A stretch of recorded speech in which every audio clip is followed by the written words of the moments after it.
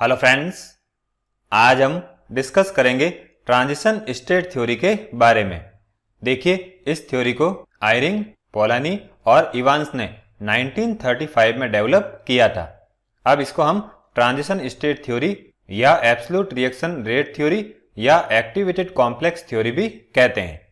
अब देखिए, activated complex theory की बात करें तो इसके अकॉर्डिंग दो मॉलिक्यूल्स A2 और B2 के बीच में जब बाई मॉलिक्यूलर रिएक्शन होती हैं तो वहां पर एक्टिवेटेड कॉम्प्लेक्स का फॉर्मेशन होता है जो कि डीकम्पोज होके प्रोडक्ट में कन्वर्ट हो जाता है। अब इसको हम इस रिएक्शन की हेल्प से समझते हैं। देखिए, ये हो गया A2 मॉलिक्यूल और ये हो गया B2 मॉलिक्यूल। इन दोनों की रिएक्शन से ये एक्टिवेटेड कॉम्प्लेक्स बनता है और फिर ये एक्टिवेटेड कॉम्प्लेक्स प्रोडक्ट में कन्वर्ट हो जाता है। अब इस रिएक्शन को हम इस फॉर्म में भी लिख सकते हैं। यहाँ पर रिएक्टेंट की रिएक्शन से एक्टिवेटेड कॉम्प्लेक्स बनता है और फिर इससे प्रोडक्ट बनता है। अब एक्टिवेटेड कॉम्प्लेक्स की बात करें तो ये एक डिस्टिंक्ट केमिकल स्पीसीज होती हैं जो कि रिएक्टेंट के साथ इक्विलिब्रियम में होती हैं और डीकम्पोज होके प्रोडक्ट में कन्वर्ट हो जाती हैं। अब देखिए, अगर हम किसी भी रिएक्शन की बात करें तो जब रिएक्टेंट प्रोडक्ट में कन्वर्ट होते हैं या जो केमिकल रिएक्शन प्रोसीड होती हैं तो उस केस में केमिकल बॉन्ड की ब्रेकिंग और फॉर्मिंग होती हैं। तो अगर हम एक्टिवेटेड कॉम्प्लेक्स की बात करें तो ये केमिकल बॉन्ड्स के ब्रेकिंग और फॉर्मिंग के प्रोसेस का इंटरमीडिएट नहीं होता है। और एक्टिवेटेड कॉम्प्लेक्स की स्टेबिलिटी की बात करें तो ये अनस्टेबल होता है क्योंकि ये रिएक्टेंट और प्रोडक्ट के बीच का जो पोटेंशियल एनर्जी बैरियर होता है उसके मैक्सिमम पॉइंट पर ये सिचुएटेड होता है। मींस इसकी एनर्जी हाई होती है। देखिए, जब रिएक्टेंट प्रोडक्ट में कन्वर्ट होते हैं तो हम एनर्जी बैरियर को इस तरह से रिप्रेजेंट करते हैं। ये जो मैक्सिमम पॉइंट है इसको हम एनर्जी बैरियर कहते हैं और एक्टिवेटेड कॉम्प्लेक्स यहाँ पर होता है तो इसकी एनर्जी हाईएस्ट होती है, इसलिए ये अनस्टेबल होता है। अब इस एक्सिस पर हम पोटेंशियल एनर्जी लेते हैं और इस एक्सिस पर हम रिएक्शन कोऑर्डिनेट लेते हैं।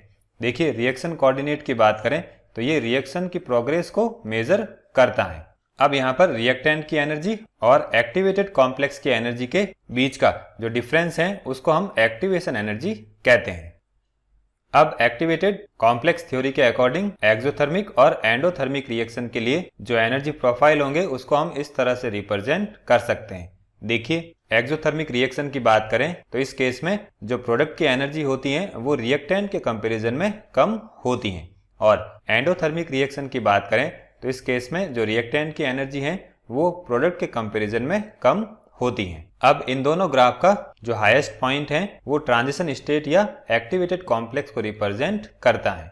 अब हम एक्टिवेटेड कॉम्प्लेक्स थ्योरी का थर्मोडायनेमिक फॉर्मुलेशन करते हैं और इसके लिए हम एक बाई मॉलिक्यूलर रिएक्शन को कंसिडर कर रहे हैं जिसमें A और B मॉलिक्यूल रिएक्ट करके प्रोडक्ट बना रहे हैं और A और B की रिएक्शन से ये एक्टिवेटेड कॉम्प्लेक्स बन रहा है। अब देखिए, यहाँ पर जो AB हैश है वो एक्टिवेटेड कॉम्प्लेक्स को रिप्रेजेंट कर रहा है। K हैश की बात करें तो ये रिएक्टेंट और एक्टिवेटेड कॉम्प्लेक्स के बीच का इक्विलिब्रियम कांस्टेंट हो जाएगा और K2 यहाँ पर रेट कांस्टेंट हो जाएगा। अब देखिए, एक्टिवेटेड कॉम्प्लेक्स की बात करें तो इसमें जो वाइब्रेशनल डिग्री ऑफ फ्रीडम है वो ट्रांसलेशनल डिग्री ऑफ फ्रीडम में कन्वर्ट हो जाती है। मीन्स इसकी जो वाइब्रेशनल एनर्जी है वो ट्रांसलेशनल एनर्जी में कन्वर्ट हो जाती है। डिग्री ऑफ फ्रीडम की बात करें तो ये ऐसे नंबर होते हैं जो कि किसी भी गैस मॉलिक्यूल के स्पेस में मूवमेंट, रोटेशन या वाइब्रेशन को रिप्रेजेंट करते हैं। अब वाइब्रेशनल मोशन की वजह से जो एनर्जी होती है उसको हम वाइब्रेशनल एनर्जी कहेंगे और ट्रांसलेशनल मोशन की वजह से जो एनर्जी होती है उसको हम ट्रांसलेशनल एनर्जी कहते हैं। अब देखिए, एक्टिवेटेड कॉम्प्लेक्स में वाइब्रेशनल एनर्जी ट्रांसलेशनल एनर्जी में कन्वर्ट होती है और इससे प्रोडक्ट का फॉर्मेशन होता है। तो इस वजह से हम यहाँ पर वाइब्रेशनल एनर्जी का यूज करेंगे। अब क्लासिकल मैकेनिक्स की बात करें तो इसके अकॉर्डिंग वाइब्रेशनल एनर्जी की वैल्यू ये होती है। यहाँ पर हम R/Na की जगह Kb भी लिख सकते हैं और Kb को हम बोल्ट्जमान कांस्टेंट कहते हैं। देखिए, गैस कांस्टेंट R और बोल्ट्जमान कांस्टेंट में ये रिलेशनशिप होती है तो इस रिलेशनशिप की हेल्प से हम Kb की वैल्यू ये फाइंड आउट कर सकते हैं। अब क्वांटम मैकेनिक्स की बात करें तो इसके अकॉर्डिंग वाइब्रेशनल एनर्जी की वैल्यू ये होती है। अब हम क्लासिकल मैकेनिक्स और क्वांटम मैकेनिक्स से जो वाइब्रेशनल एनर्जी की वैल्यू आती है उसको कंपेयर करेंगे और फिर यहाँ से हम वाइब्रेशनल फ्रीक्वेंसी की वैल्यू फाइंड आउट कर लेंगे। इसको हम इस फॉर्म में भी लिख सकते हैं, यहाँ पर हम इसकी जगह के भी लिख सकते हैं। अब देखिए, इस वाइब्रेशनल फ्रीक्वेंसी की बात करें तो ये उस रेट को रिप्रेजेंट करती हैं जिससे कि एक्टिवेटेड कॉम्प्लेक्स के मॉलिक्यूल्स एनर्जी बैरियर के अक्रॉस मूव करते हैं। तो इस तरह से हम कह सकते हैं जो वाइब्रेशनल फ्रीक्वेंसी है वो इस रिएक्शन की रेट को रिप्रेजेंट करती हैं। तो हम K2 को वाइब्रेशनल फ्रीक्वेंसी के फॉर्म में आइडेंटिफाई कर सकते हैं। तो हम जो इक्वेशन 1 है उसकी रेट को इस तरह से लिख सकते हैं। यहाँ पर ये रेट को रिप्रेजेंट कर रहा है और ये हो जाएगी एक्टिवेटेड कॉम्प्लेक्स की कंसंट्रेशन।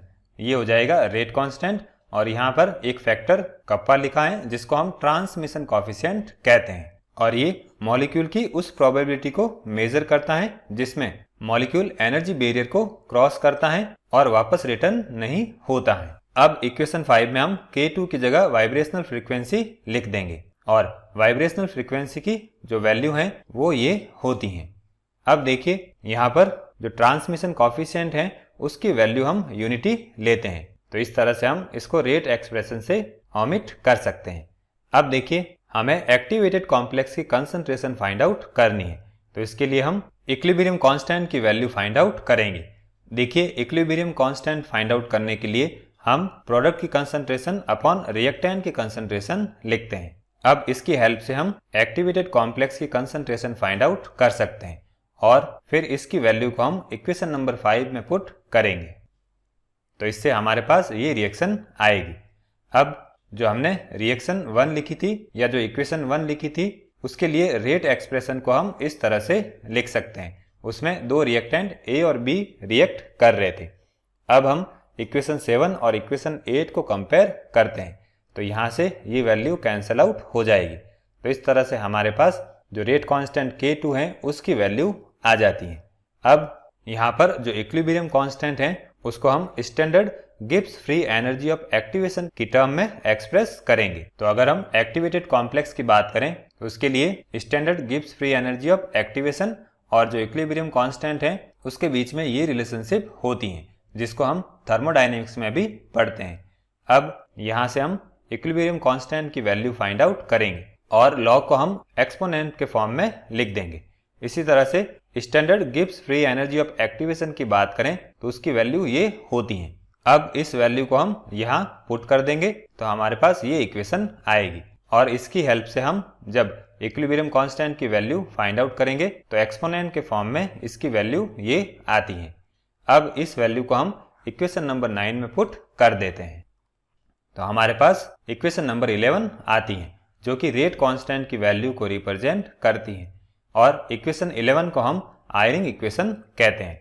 यहाँ पर ये value standard entropy of activation को रिप्रेजेंट कर रही है और ये value standard enthalpy of activation को रिप्रेजेंट कर रही है।